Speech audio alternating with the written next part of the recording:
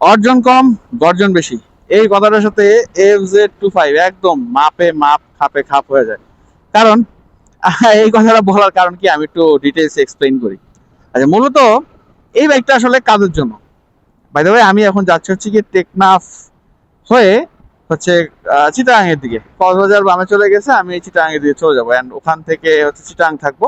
আচ্ছা, আমি মূল পয়েন্টে আসি। এই ভিডিওর হচ্ছে গিয়ে এই FZ25 এর আমি 2219 কিলোমিটার এখন পর্যন্ত রাইড করেছি। এই 2220 কিলোমিটার হয়ে গেছে। অ্যান্ড এই 2220 কিলোমিটার রাইডিং এক্সপিরিয়েন্সে আমি এই কথাটাই বলতে পারি যে অর্জন কম গর্জন বেশি। অর্জন কম কেন? আচ্ছা, গর্জন বেশি করার কাহিনী বলি।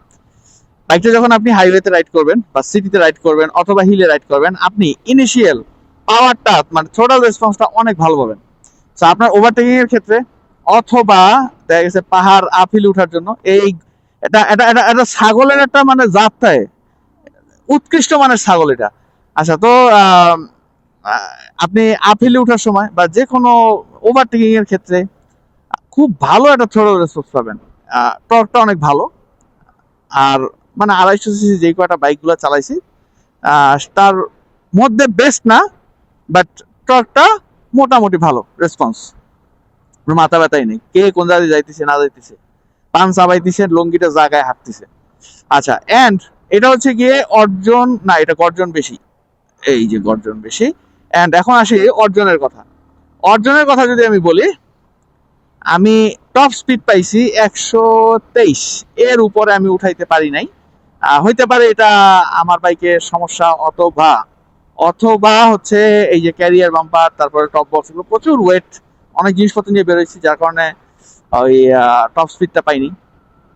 বাট এগুলো নিয়ে আমি যখন পাহাড়ে কিন্তু উঠছি পিলিয়ন সহ, গাইড গাইড আমার পিলিয়ন ছিল, গাইড সহ যখন উঠছি তখন কিন্তু বেশ ভালো একটা রেসপন্স পাইছি আমি। থ্রোটল রেসপন্স মানে ইনিশিয়াল যেটা মানে উপর ওঠার ক্ষেত্রে যেটা যেটা দরকার সেগুলো সব পাইছি। এখন আসি হচ্ছে গিয়ে অর্জন কম কেন। অর্জন হচ্ছে কি 122 থেকে 123 কিলোমিটার পার আওয়ার স্পিডে আমি চালাতে পারছি, এর বেশি স্পিড আমি পাইনি। সো এই ক্ষেত্রে FZ25 এর অর্জন কিছুটা কম।